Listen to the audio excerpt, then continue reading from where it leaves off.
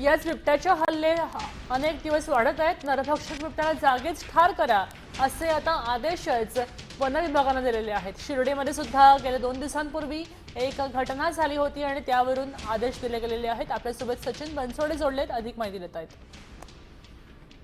खरं तर संगमनेर तालुक्यातील जवळे कडलक या गावामध्ये काल सायंकाळी बिबट्याच्या हल्ल्यात 4 वर्षीय मुलाचा मृत्यू झाल्याची दुर्दैवी घटना घडलेली आहे आणि त्यानंतर ग्रामस्थ असतील आणि कुटुंबीय असतील हे संतप्त झालेले आहेत।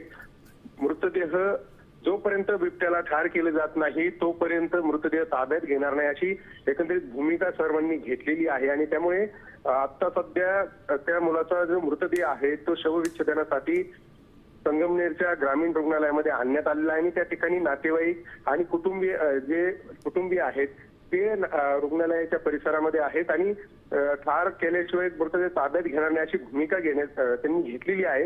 मात्र आताच जी माहिती समोर येते त्यानुसार आता वन विभागाने जे आहे त्या बिबट्याला ठार करण्याचे आदेश या ठिकाणी प्राप्त झालेले आहेत आणि रात्रीपासून खरं तर वन विभागाकडून त्या नरभक्षक बिबट्याची शोध मोहीम जी आहे जवळ कडलक गाव परिसरामध्ये सगळी सुरू आहे।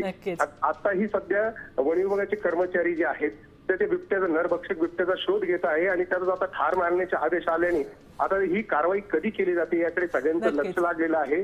तर आता ठार करण्याचे आदेश आल्याने कुटुंबियांचं अगदी खरंच सचिन, धन्यवाद सविस्तर माहितीसाठी। आता बिबट्याला ठार करा अशा प्रकारचे आदेश दिले गेलेत। धुळ्यातल्या शिरपूर तालुक्यामध्ये भरवाडे शिवारात कोरड्या विहिरीत पडलेल्या बिबट्याला जेरबंद करण्यात आता अखेर वन विभागाला यश आलंय। बिबट्या विहिरीमध्ये पडला असा अंदाज व्यक्त करण्यात येतोय। 10 तासांच्या रेस्क्यू ऑपरेशन नंतर बिबट्याला पकडलं गेलं आणि वन विभागाला यश आलं तेव्हा परिसरामध्ये नागरिकांनी सुटकेचा विश्वास सोडलेला आहे।